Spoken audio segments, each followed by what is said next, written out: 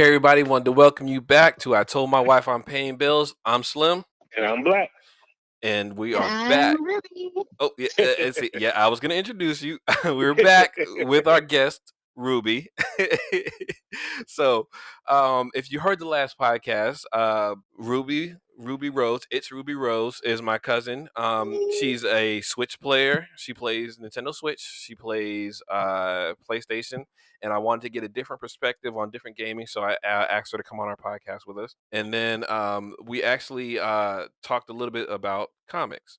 Well, I wanted to go ahead, since we started talking about comics, I wanted to go ahead and lead into our next episode, which is actually talking about the Tower of Babel and Justice League Doom. I kind of actually, touched on this a little bit, and I told Black about it when one of our older episodes. Um, and I talked about how much I love this book, and I loved, like, the movie, and there's a different contrast to the movie and everything like that. So before I start off going into it, uh, Ruby, you did say that you saw it. However, you just remembered that you don't remember that much about it. Correct? Correct. I don't remember the overall story, but what I really like about the animated movies are the different artistic choices they make for the characters, making them look more comic booky, making them look grittier or whatever. I liked the line work and I liked how the characters looked in this movie. Okay. All right. So, I think you'll still be able to hang with us talking about it. um, Oh yeah. Black. Now, before we get into the movie, did you just recently see the movie, or like did you see the movie first? Or you read the book first? Which one I did you did do? not. I did not. I only read the book. Oh, I didn't okay. see League Doom. Okay. All right. I only read the book. All right.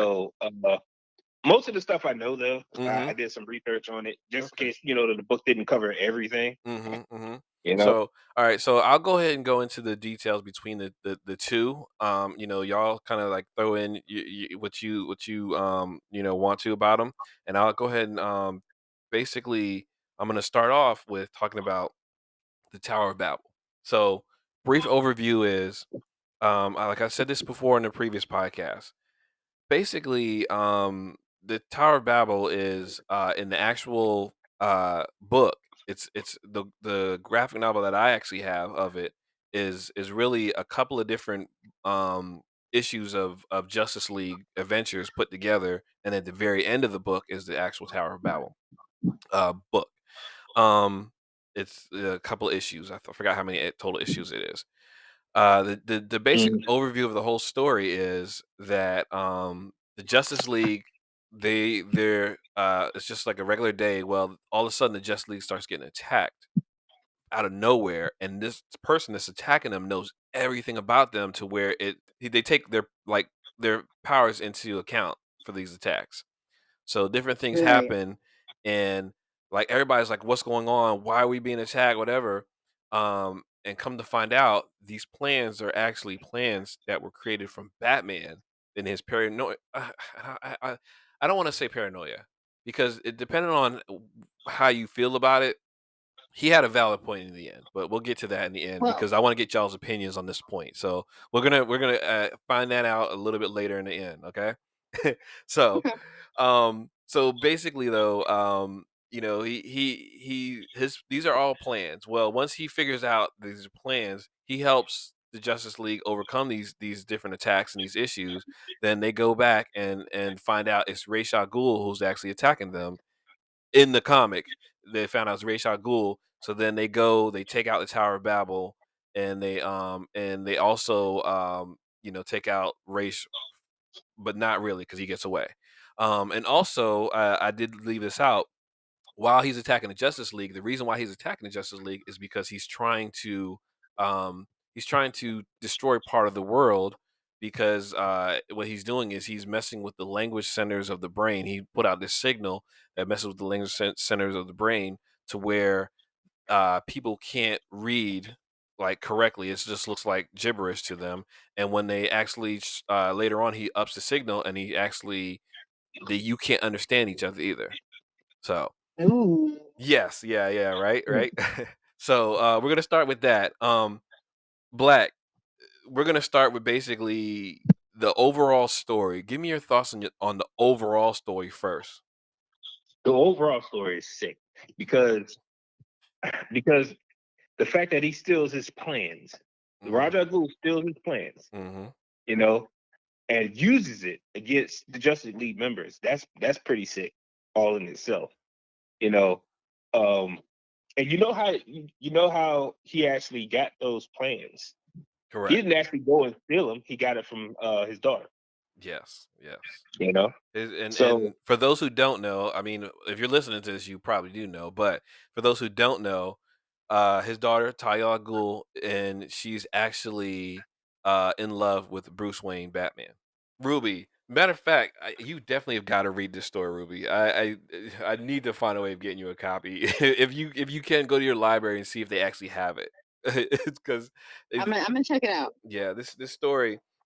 So I'm gonna go ahead and try to kind of outline the different attacks. Okay, so the first attack, the very first attack. Some people don't consider this an attack. I consider an attack because he needed to do this in order for his plan to succeed. The very first attack he did was he had uh, Batman's parents' bodies removed from their graves oh and my and god, Ooh, taken. Mm. Right? This is that's the how he was. That's how he was able to distract Batman. psychological Yeah, warfare. Here that's we how go. that is That's it. how he. Yeah, yeah. Psychological warfare, man. Yeah. Trying to tell Yeah. you. So and apparently he had this in place for a very long time. It was a while because before later on in the issues you see where Talia goes into the watchtower, and she also goes into the Batcave as well, doing different things here or there. So these plans were in place for a while, but the very first thing he knew he had to do was get Batman off the board. As soon as he took back, and this Hmm. is another thing why Yep. people say, oh, Batman's not the greatest, all this other stuff like that. But in this issue of Justice League, Batman had to be taken out in order for his plan to succeed because they knew Batman. Once Batman knew that all this stuff was happening to the people, he knew that this was all stuff that he had planned. So Yeah. that's the number one thing that Grace was like, yes, he's key. We got to take him out first. So the first thing they did, take the parents' bodies and basically bring them to India. I think it was where he's at. Second attack. This attack is so genius. It was crazy, and the fact that Batman thought about this, I was like, wow. Excuse me. Second attack was on a Martian Manhunter. Yep. Yeah. Yeah, I remember that from the movie. yeah, Yeah. yeah. On the man's So birthday. and now that there's different things that happen in the movie. The in the book, the Martian Manhunter is actually he got hit with like a missile that actually shot out a cloud of dust. The Martian Hmm. Manhunter was like, yeah, there's some kind of metallic dust. What is this? Well, that metallic dust was actually nanites. That Hmm. the nanites, they actually buried into the skin, and they turned the skin into. Say what?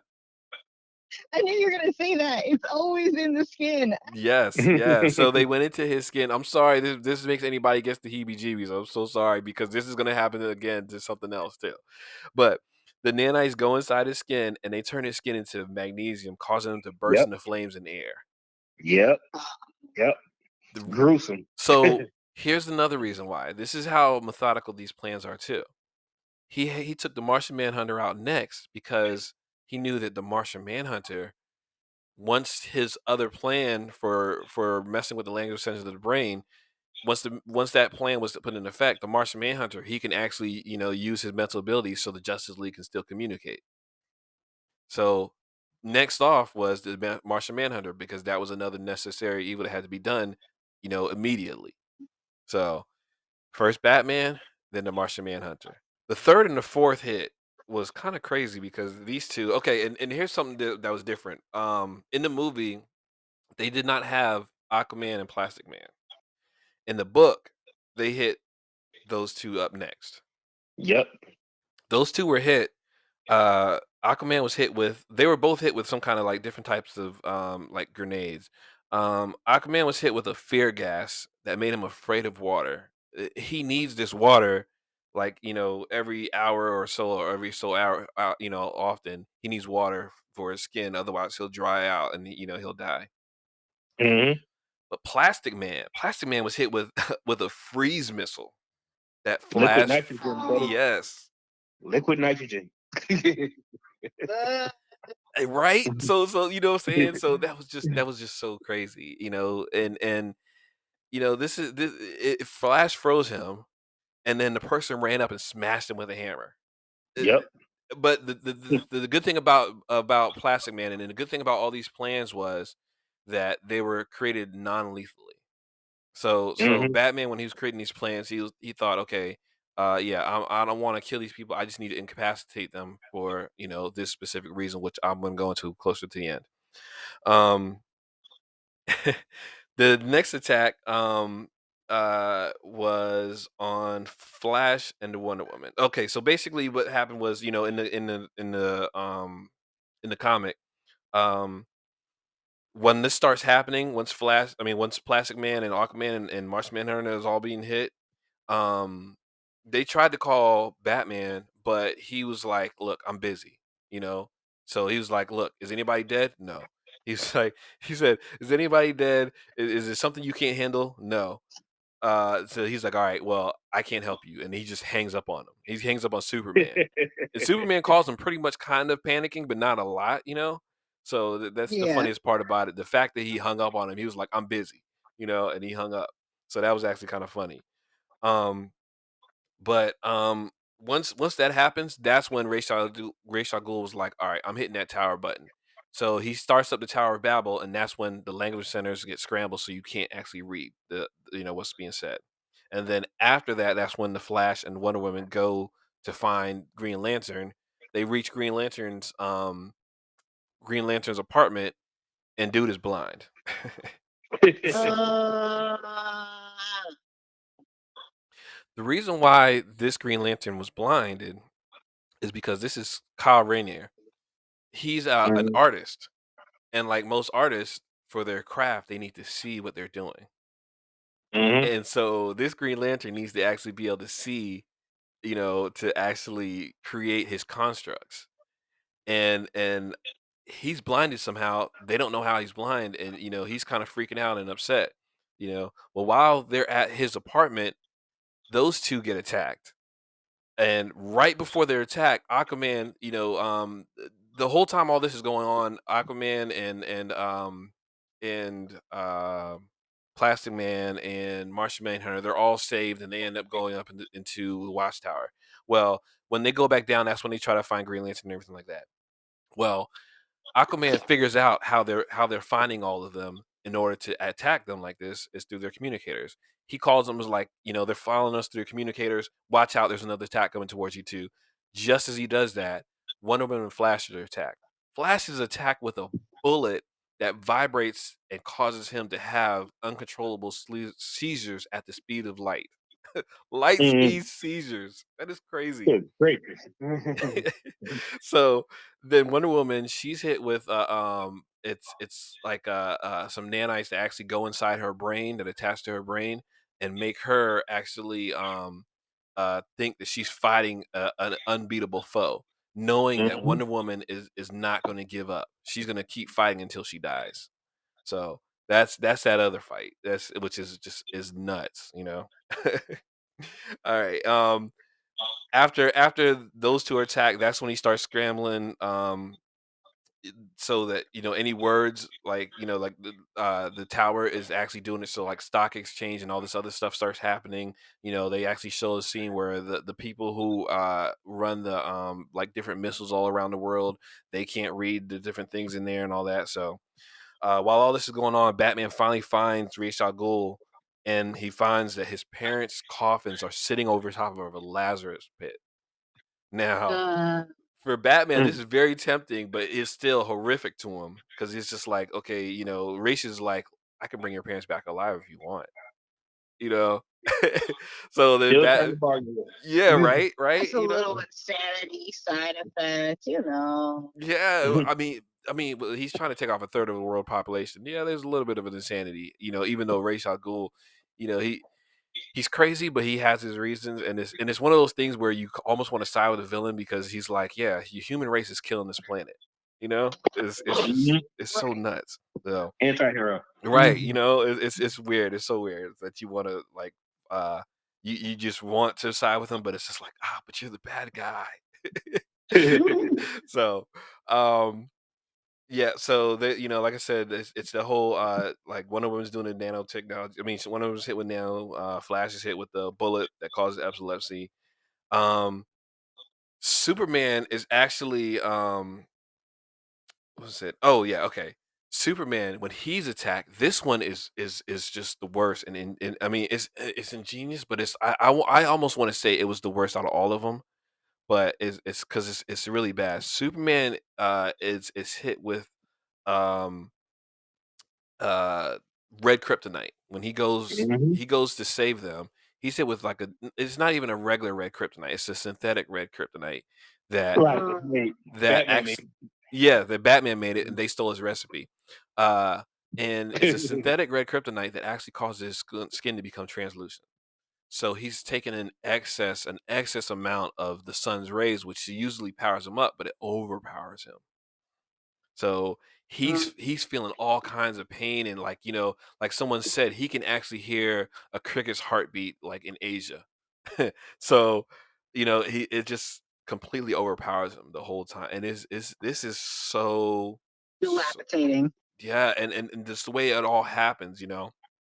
So then, different things that goes by in the comic. They show how Talia actually went, and I really love that little sequence. How they show Talia going into the Watchtower, and they actually shows like Batman's thoughts behind, like creating these plans and things like that. Well, once he realized what's going on and he's able to get away from him, Batman, calls everybody. Was like, look, you're being attacked by me and this and that. He goes in and tells them, hey, everyone, look, this is what you need to do. You need to do this just to start getting people, back to a a, a way that they can actually do something and help out and do some good. You know. After that, he's like, look, meet me here in front of the Tower of Babel. These are coordinates. We're going to tear them up. They they go and tear it up, and it's kind of crazy too. On the way, Superman basically, like, Batman's flying the bat plane. Superman tries to stop him, and Superman's like, why? And Batman's like, let's go. We gotta do this or whatever. You know, he's like, well, fine. We'll talk later. Batman's like, whatever. I don't care. So I'm paraphrasing here now. Um, so uh, when they do, they go that they blow up the Tower of Babel, but then they return to Rachel's compound. And at one point too, Batman was like, look, they found out that there's a gas that is also like Rachel's backup, where he's gonna do, like release some gas, whatever. So half the Justice League have to go there, and half of them have to go towards Rachel's compound. And it's so funny because at this point now, Batman's still giving orders, but nobody wants to listen to him. Batman's like, this is what has to be done. And everybody's like, well, I don't want to do this. I don't trust you. He's like, I don't care. This is what has to be done. And at one point, Batman was like, Superman, you and I are going to the compound. And Superman was like, he's like, why? And then this scene right here in the comic was actually really funny. He's like, why? And then Batman was like, because I can't fly. So while he's flying, Superman's like, why? No, why did this happen? And then, Batman explains to him, because when we were taken, we were mind controlled. This is the part that I was saying I was going to explain later. When they were mind controlled by was it, it's not a Mazo, it's I can't find the name of that guy. It was another character. There was another character that actually mind controlled everyone. And while they were, I think it was it the alien tyrant Agamemno or something yeah, like that? that's it, Yeah, Agamemno. Yeah. yeah. So it was him. He controlled their minds, and when he did, they that's pretty much when Batman was like, something has to be done if everyone gets out of control. So Mhm. that when that happened, that's when Superman started thinking, and things like that. So basically, to sum that up, sum up the rest of it, they go in there, they save Bruce Wayne's parents and all that, and then they try to stop him, but Ra's al Ghul gets away.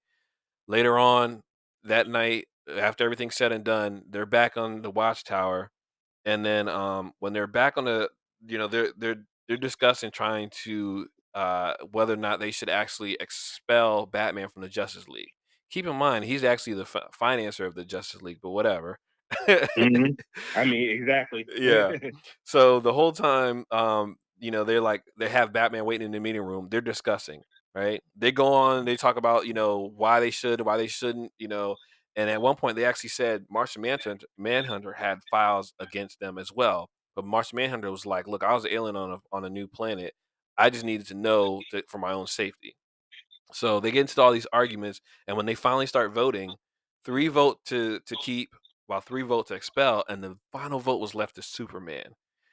And And because they knew that Batman is such a good detective, he knew who would vote and how.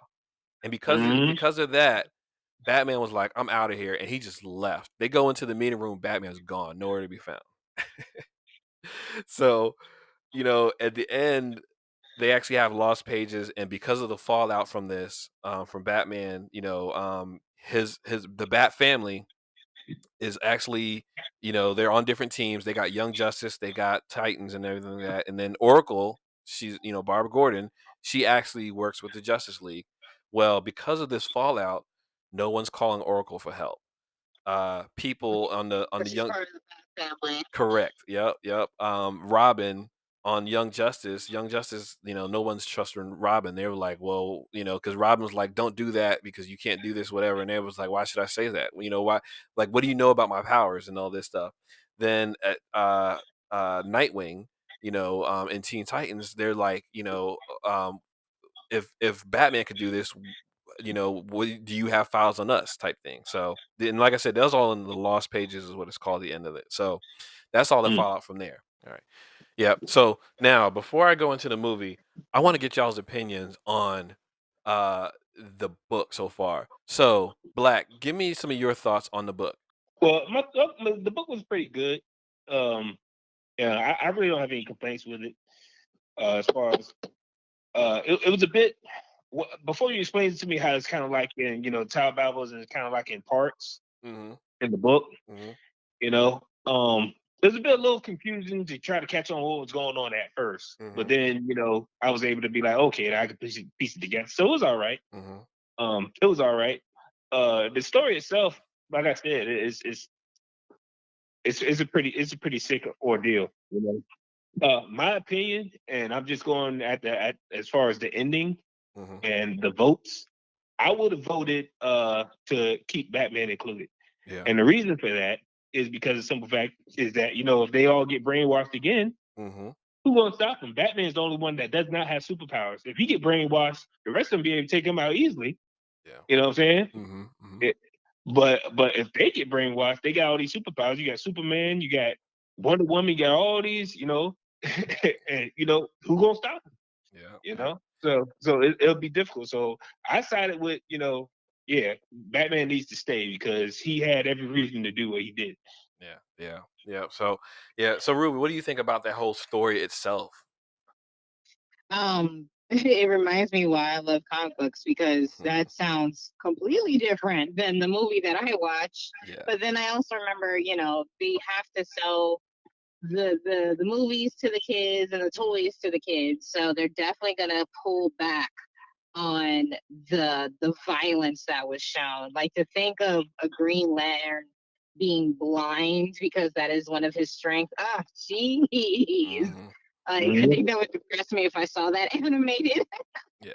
Well. I'll say this though. They did cut back onto some of the violent aspects of it. However, They um, did have a lot, in though. in They the also book did have in the book they were a lot. actually the villain was actually trying to kill them, and I'm about to go into that differently because in a minute because um the villain was actually a different villain in the comic. I mean in the comic from the movie. So that's another thing too.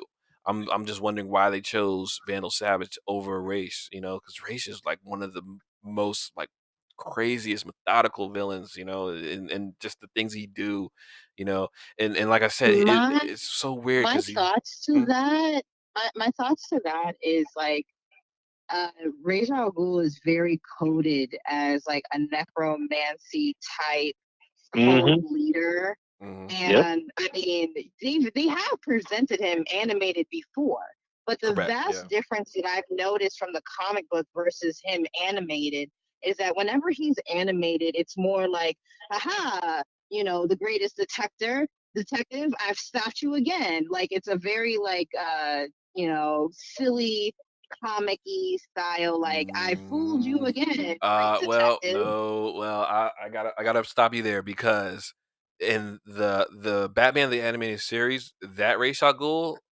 that's where I was introduced to Ra's al Ghul before I even like really got into it.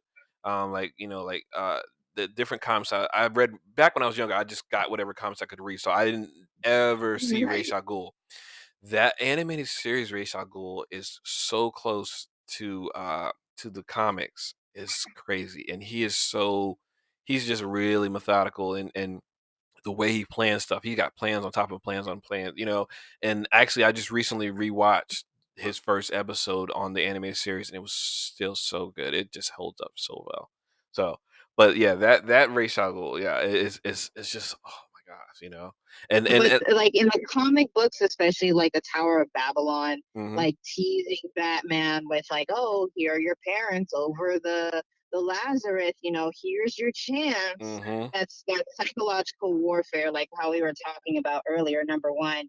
And mhm, number two, I can use these powers to help you, my friend. Like you don't have to, follow these titans that you hang out with. yeah, And I don't think DC is comfortable portraying him, at least not in a featured length movie.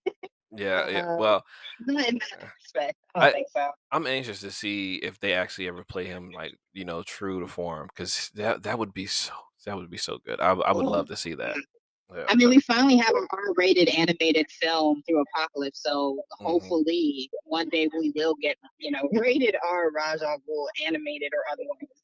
Well, Yeah. I can tell you this much, and Mhm. I'm gonna go off base. I'm gonna go to the '90s. I know you just mentioned the Batman animated series, Mhm. and the best way to mess with Batman is psychologically.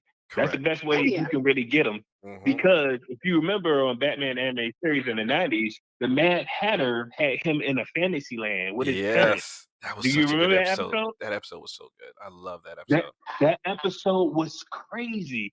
And after Batman snapped out of it and he realized what was going on, Mhm. he didn't even bother beating up Mad Hatter. He just, why? Why would you do that? That's what Batman Yeah. asked Yeah. That was him. such a good episode. As a matter of fact, I think I saw that one. I can't remember if it was before or after the Ra's al Ghul episode, but anyway, that was such. I think that's actually that's one of like the first like I don't know, within the first like 10 or something like that. But anyway, that episode was so good because the whole time you're like, "What's going on?" Like, "How's his parents alive?" And it's like, Mhm. "What?" Yep, So, yep. It yeah. was like an alternate universe. Mhm. Yeah, yeah, because when it happens, he just wakes up, and then Alfred is there, and everything looks normal. It's like he just got knocked Mhm. out, and then he Yep, wakes up, and then everything's happened, and then you just see his parents. So yep. so, yeah, definitely. Psychologically is the best way to actually mess with him. Matter of fact, talking about psychologically, that's another book I gotta get you to check out. It's called Heroes in Crisis. I like that one. I picked it up on a whim when I was in Seattle, and I saw it, and I really like that book.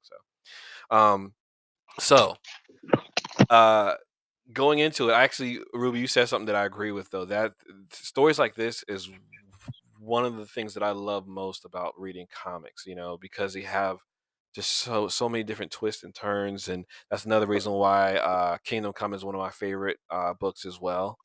Hmm. Just because of the different twists and turns that actually happen within that book.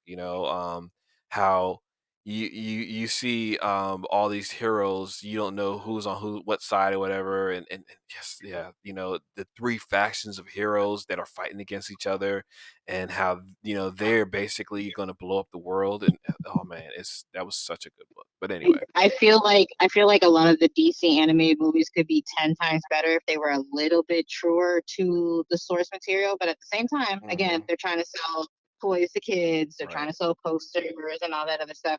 It's kind of hard to have Yes, Ra's yeah. al Ghul like that's your parents. That's true. That's true. That is so true. So true. All right. So getting into the movie, I'm gonna go ahead and paraphrase a little bit quicker for the movie, and just so we can actually compare and contrast a little bit here.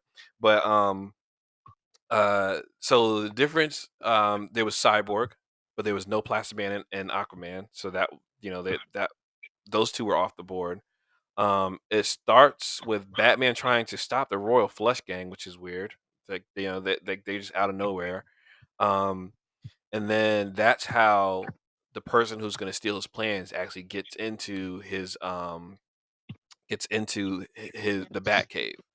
Um, while the Royal Flush Gang, because they're actually working with Vandal Savage, the overall person. Um, while the Royal Flush Gang is actually doing some crimes, and Batman and the Justice League is trying to stop them, Mirror Master sneaks into the Batmobile, and he just kind of has a holographic image that sits inside the mirror. So when Batman drives back to the Batcave, the holographic image pops out of the cave once Batman and Alfred go away from there. He pops out of the Batmobile's mirror, and it's a holographic image, so it's the sensors don't pick up anything, and he can actually access the Bat computer and everything like that, get all the information, and that's how he steals the plans. And I think in both one they actually said the reason why they actually knew about the plans is because they picked up chatter between Batman and Oracle. I don't know. I know for a fact they say that in the The Tower of Babylon. in the tower, yeah, in the Tower of Babel. They actually say that in the book, but I can't remember if they say that in the movie. So you find out, like I said, that it's Vandal Savage instead of Ra's al Ghul that's the main villain, and his actual plan is to destroy a third of the world through solar rays, so a solar flare. The first attack actually starts, of course, with Bruce's parents. Well, it's not even Bruce's parents being taken. It actually starts with the graves open, and it looks like his parents were taken. But then when the person behind him is talking to him, Bruce is like, "Where are they? What's going on?" Um, it's actually Bane, and Bane basically knocks him out into the hole as the where his graves was, and puts him back in the hole and recovers it with his dad's body. So he puts him in his dad's coffin with the body and puts him back in the hole. Uh, so then, after that, Flash is fitted with a speed bomb. If he, like basically from the movie Speed. You go under a certain thing, you'll blow up. If you don't do this, you blow up. Different things. You say it happens, you blow up and die. Um, Flash is filled with a speed bomb. Martian Manhunter, he's actually poisoned with magnesium, but he's actually poisoned through drinking it. So, another Martian, Malefac, which is the Martian Manhunter's arch enemy, he actually poses as a woman and hands him a drink. And you would think that he could actually pick it up, but I guess this just plot armor. They don't say anything about that, but he should have been able to pick up another Martian nearby him, but he didn't. So she hands him a drink. He drinks it, and then he busts out in flames. Um, Wonder Woman, she's actually already fighting Cheetah, and she actually gets scratched by Cheetah, and that causes a poison to go inside her skin. And then she's seeing Cheetah everywhere. So actual people she's seeing is Cheetah. So like when she sees a person come up to her, "Hey, Wonder Woman," she thinks Cheetah is actually coming up to her, which is crazy because the person's even talking to her regular, and she thinks is Cheetah. So they actually show her, there's like, "Oh, look, there's Wonder Woman," and she's like, she's going knocking people out. I'm hoping she didn't hurt any kids. um, so then we got the Green Lantern one was really bad. So in all of this, it's actually they used the Legion of Doom instead of just Ra's al Ghul. They replaced Ra's al Ghul's army with the Legion of Doom. So these are all different people, and all of the arch enemies of these people. So it was Mirror Master for Flash, Cheetah for Wonder Woman. Green Lantern had Star Sapphire which is his ex girlfriend, Carol Ferris. Um, And so Green Lantern, he goes into the mine to stop terrorists, but then one of the terrorists actually blows up and kills an android, and he thinks the android is a real person. And then the whole time, because she looks a little bit like Carol Ferris, his girlfriend, his ex, he's upset because he's thinking, "Oh my gosh, I failed," and he starts doubting himself. Well, Green Lantern's main power is willpower, you know. And also, by the way, I forgot to say, so the Green Lantern in the book, he was actually blinded because he never sleeps with his ring on because he has such vivid dreams that he doesn't want to create a construct in his sleep. So he always takes his ring off. Well, when he woke up, his ring was already on. What happened is somebody from Ra's al Ghul's army actually came in and they put his ring on while he was asleep, and they they put a post-hypnotic suggestion in his brain. So that's what happened, and caused him to go blind, telling him he's blind. So when he thought he was blind, his ring caused him to go blind. Um, so now going back to this Green Lantern, because of his willpower, and he started doubting himself, he didn't have the willpower. So Mhm. they actually, his ring didn't work anymore. And just because he didn't have the willpower. Um, so once they actually do that, the Flash, basically that's when Batman, they are say, they're attacked. Batman actually tells them, "Hey, I'm the one that's attacking you. I'm attacking you." So they find a way to actually, uh, get Martian Manhunter, figure gas. Okay, but anyway, my notes is all jumbled. I'm sorry here, everybody. No, you're uh, good. um, let's see. Manhunter has to perform surgery on Superman while cutting into a hole and remove blood. Okay, see, I left the whole section out. Basically, what happened was, Superman was actually attacked with a kryptonite bullet. Yeah, that's the major part that I left out. And I probably left some other stuff out. But the whole time this is happening, right? Batman's plans is only for the initial Justice League. Cyborg is not part of the Justice League yet. Cyborg is just a superhero, and then he helps him out every once in a while here or there.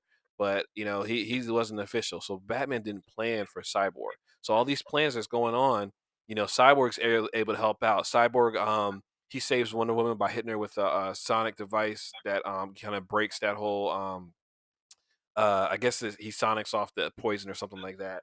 Um, and then after that, that's the point when Batman was like, y'all, I'm the one that's attacking y'all or whatever. Because Batman, when he wakes up and he realizes he's in the coffin, he takes his keys out of his pocket, he starts punching through the coffin and digs through the dirt. So that's how he gets out of there. He gets himself out. And once he does that, that's when he contacts the Justice League, tells them what's going on. And then they start, finding ways to break them out. He calls Flash and tells the Flash, you need to find an iceberg, vibrate through the iceberg. The iceberg is going to stop the bomb, take it off your arm, and then it'll blow up the iceberg. And that's exactly what it did.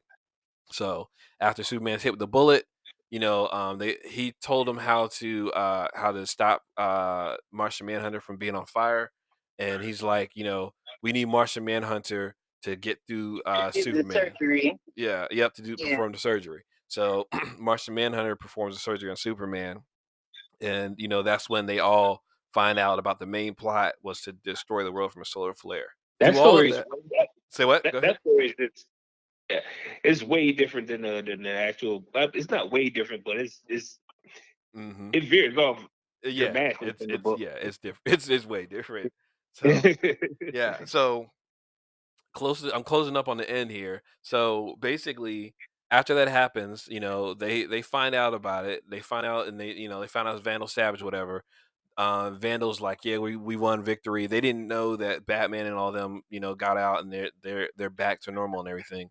Um, so the whole time, uh, Martian Manhunter flies down to the Legion of Doom, and Vandal Savage tells him the whole plan, tells it, says everything, whatever, that whole villain thing, talking about your plans when you shouldn't. um, Martian Manhunter was like, pops up and he was like, "Did you get all that?" And they was like, "Yeah." And then they was like, "You're supposed to be dead." He was like, "Yeah, well, I'm not." And then he's like, "Neither are we." Then the whole Justice League beams into the Legion of Doom. They take it out. They try to stop the thing that's going to cause a solar flare, and it's destroyed because Vandal Savage went ahead and starts it. He just started it, and destroyed the machine. Well, Cyborg's like, look, I don't know what we can do, but let's try this. because they had to figure out how was Vandal Savage going to survive this solar flare when he was right in the middle of it. They found out that the technology that he gave to the Royal Flush Gang, and I love this the way that it comes back, from the beginning of the movie. The technology he gave so they can get in and out of buildings without being detected was what he was going to use, so the solar flares would flow right through the Legion of Doom. The whole Legion of Doom had that technology built in, the Hall of Doom. So Nice. yeah. So Superman, they all beam back up to the watchtower. They start doing their things to try to get this going because the solar flare is coming, but Green Lantern flies up and slows it down as best as he can. Um, and while they're going in and they're working, everybody's still begrudgingly working with Batman, similar to the other one, and they're like, yeah, we need to have this talk, and Superman flies the Hall of Doom up to the Watchtower so he can power it and jump it and all that stuff. They got the jumper tables going and everything like that, and they actually fire that beam so the whole world becomes translucent and they can actually, like, the solar flare just goes right through the planet. Which is crazy that it goes to the planet, because they was like, we haven't tested it. Batman's like, this is the test, and he hits the button, and the solar flare goes through the watchtower and the Hall of Doom first, and then it flies, like the whole thing just in time, goes all over the whole planet, and it goes through the whole planet. So they save the Earth. Now, this is the other part. This is where the meeting comes into play. The whole time, this meeting, this is why I wanted to read it. I think I saw the movie before I read the book, but this is what made me really really love this story itself. They're actually at the meeting table, and they're trying to discuss it. Superman says, Vandal Savage been sent to prison. We got Cyborg. Cyborg is now added to the Justice League, and now we need to talk about um whether or not we're gonna expel Batman. Well, this time Batman's actually at the meeting table, and so someone was like, I think it was Wonder Woman. She was like, "The accused gets to speak first. Let him speak." Batman was like, "Look, this whole time, y'all are some of the most powerful beings in the world, and y'all could have easily been manipulated, this and that, whatever, whatever." And he goes into this little speech, and he was just like, "Look, if y'all can't see why these plans were needed to stop y'all in the case of you going rogue, then I don't need to be here." He just gets up and starts walking away, and everybody's like, "What the heck just happened?" So while he actually gets up and goes into the teleporter room, Superman actually follows him in.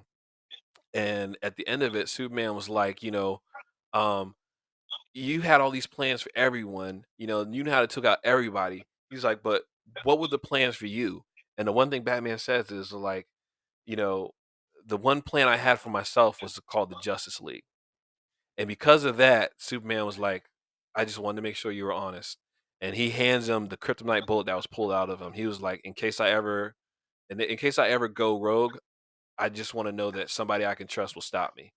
And that was pretty much it. And Superman, helps him beam back down to Earth and all that. But that was such a different contrast to the ending of the book. It was crazy. Yep. The ending of the Yep. book was so down. And Mm. like at the end, there's a part where Superman is actually talking to Oracle. Well, basically, let me say it like this: it's not Superman talking to Oracle. Batman and Oracle is talking, having a conversation, and Oracle is just like, did you mean to do this on purpose? And did you try to isolate it on purpose, whatever? And Batman just basically hangs up on her after she's yelling at him. And she shows that to Superman, that conversation. And at one of the very last panels, Superman is like really sad. Like he's upset because he knows, like he lost a friend in that aspect. Well, Mm. in this one, they end off as friends. So that's such a different story. So, Well, I always like the comic book endings because those are realer to me hmm than the actual movie endings. hmm You always want to see a ending in a movie, yeah, but when a comic books are a little bit realer. You know what I'm saying? right, yeah, You know. yeah. I think what I remember from not only this movie specifically, Mm-hmm. but what they started doing at Discovery is that they started also like linking the stories from the previous movie. Because if I'm remembering correctly, it was Mm-hmm. Crisis on Two Earths, and Batman got to see what his friends would be like if they were villainous, or if they were like, heck, I got all these superpowers. Why don't I rule over mortals and people and civilians instead of, be the hero?